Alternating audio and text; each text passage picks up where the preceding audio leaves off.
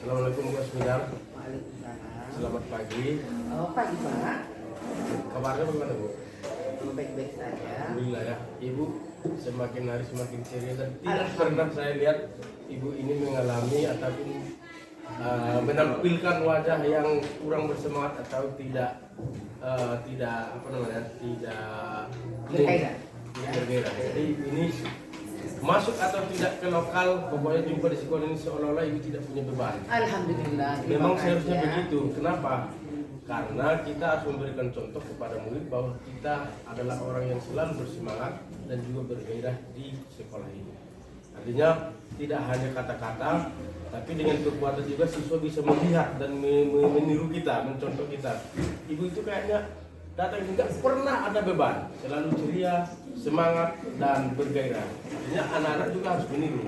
Ya, mudah-mudahan Ibu komitmen dan konsisten dengan kepribadian yang seperti itu. Dan insya Allah bisa saya contoh. Terima kasih. Oke, Ya. tadi kita sudah menyaksikan, saya sudah melihat Ibu ataupun ini sebenarnya kolaborasi sharing ya. Saya juga guru agama, Ibu juga guru agama. Jadi tadi saya dengar materi yang diajarkan dalam materi kemarin yaitu materi tentang wali songo. Jadi materi hari ini apa yang Ibu ajarkan? Oh, kalau kemarin materinya peran wali songo dalam kehidupan Islam. Ternyata mereka masih sama dalam pikirannya, masih kuat dalam Indonesia. Sehingga tadi saya ulang ya. Untuk materi berikutnya perilaku terpuji dan perilaku. Artinya perilaku yang dapat dicontoh dan juga perilaku yang tidak ataupun dijauhkan. Yang perlu dijauhkan. Ya, Ya. mudah dan majmumah. Dua kata ini selalu berlawanan ya, sinonim dengan berantonim ya. Mudah-mudahan anak-anak bisa mengaplikasikan bagaimana pentingnya adab ataupun perilaku terpuji dalam kehidupan. Karena penting sekali menurut saya dicanangkan bahwasanya al-adab faqul ilmi. Betul. Karakter, budi pekerti itu yang pertama.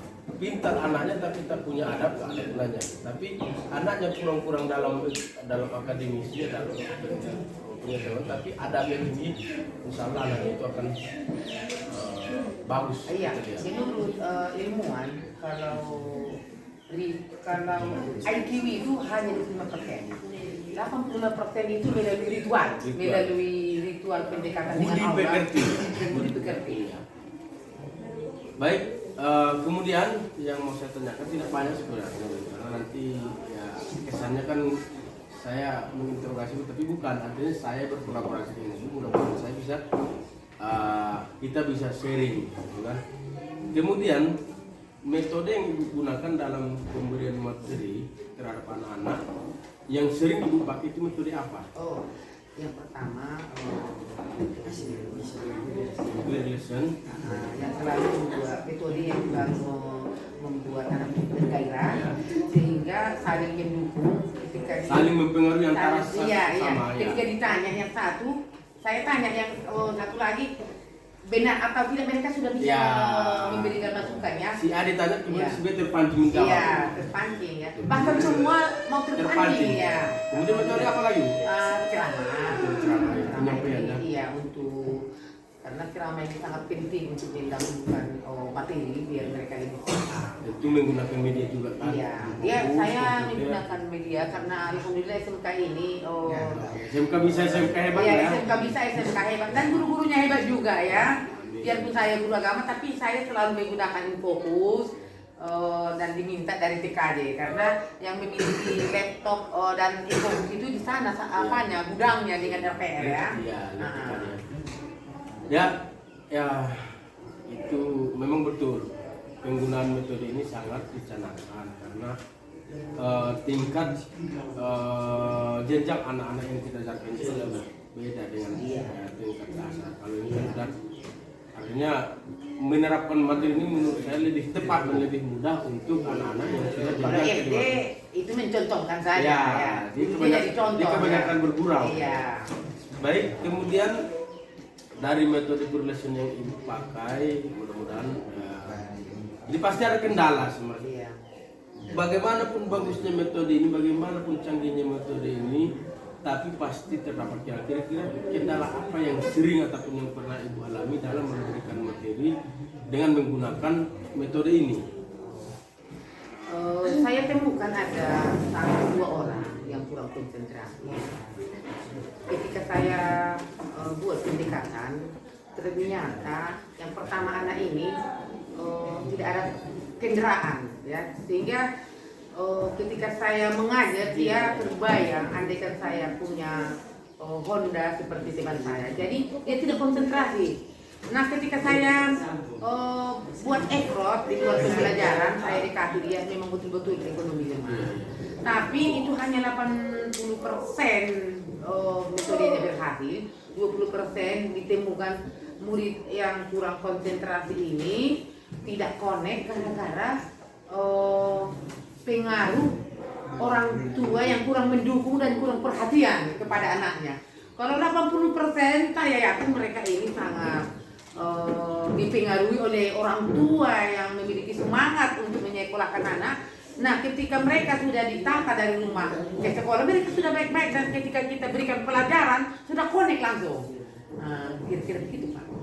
Berarti saya ambil kesimpulan kendala yang sedang dialami adalah kendala menemukan beberapa 1 atau 2 siswa. 1 atau 2 siswa. Ternyata iya. setelah ibu cari solusi bagaimana mengembalikan semangatnya, mereka mempunyai kendala yang berhubungan dengan kendala rumah tangga ataupun familiar.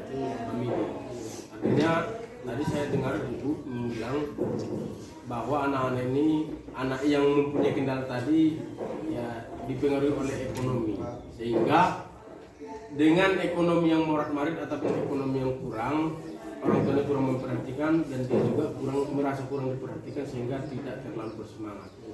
Ya mudah-mudahan ada solusi lah dari sekolah tentang ini, karena saya rasa kalau ekonomi ini kan itu masalah pribadi, cuman pasti ada solusi dari sekolah. Misalnya kita harus memaklumi biaya-biaya yang harus dibebankan kepada anak apabila si anak tersebut memang betul-betul kondisi ekonominya lemah, maka kita harapkan kepada pimpinan ataupun kebijakan dari pihak sekolah untuk mencari solusi tersebut. Tapi salah satu solusi dari sekolah bagi anak-anak yang juz 30 itu diberikan solusi untuk bebas SPP ya selama 1 tahun. Ketika dia setelah diuji oleh tim guru agama.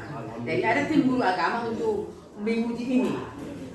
Kemudian juga sudah pernyataan dari pihak sekolah kalau yang tahfiz ini sudah diuji sehingga membebaskan SPP 1 tahun. Berarti kalau saya ambil keputusan atau kesimpulan, guru agama bersinergi dengan pimpinan untuk mengambil sebuah inovasi bahwa anak-anak yang hafiz atau hafal Quran minimal juz 30 dia akan dibebaskan SPP. Alhamdulillah.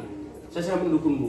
Mudah-mudahan ya kembali tadi, mudah-mudahan apa yang sudah kita canangkan itu menjadi komitmen kita, dan juga saya harapkan kita juga terus berinovasi untuk kebaikan pendidikan kita terutama di SMP. Baik, karena waktu kita juga sudah ya membatasi. Terima kasih banyak atas waktunya Bu. Mudah-mudahan pendidikan kita semakin jaya, semakin hebat. Dan ya, saya yakin kita adalah guru-guru hebat dan kita adalah pengayom anak-anak kita. Insya Allah kita akan bisa menjadi betul-betul menjadi guru idola. Kemudian yang dibilang yang disampaikan oleh Ki Hajar Dewantara, kita harus bisa betul-betul menjadi seorang among.